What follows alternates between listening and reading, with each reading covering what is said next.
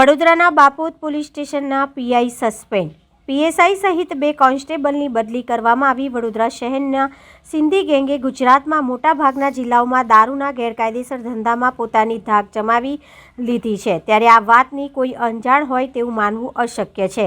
સિંધી ગેંગના દારૂના ધંધાની જાણ સ્થાનિક પોલીસને ના હોય તે વાત પણ ગળે ઉતરે તેમ નથી, ત્યારે વડોદરામાં વિપુલ પ્રમાણમાં લાલુ સિંધી અને સુનિલ ઉર્ફે અદો દારૂનો આખો ટ્રક મંગાવી કટિંગ કરી રહ્યા હોવાની બાતમી સ્ટેટ મોનિટરિંગ સેલને મળી હતી અને વહેલી સવારે દરોડા પાડી ₹78 લાખ ઉપરાંતના દારૂનો જથ્થા સાથે 5 શખ્સોને ધરપકડ કરી લેવામાં આવી છે। આ મામલાની શહેર પોલીસ કમિશનર અનુપમસિંહ ગેહલોત દ્વારા ગંભીર નોંધ લેવામાં આવી હતી।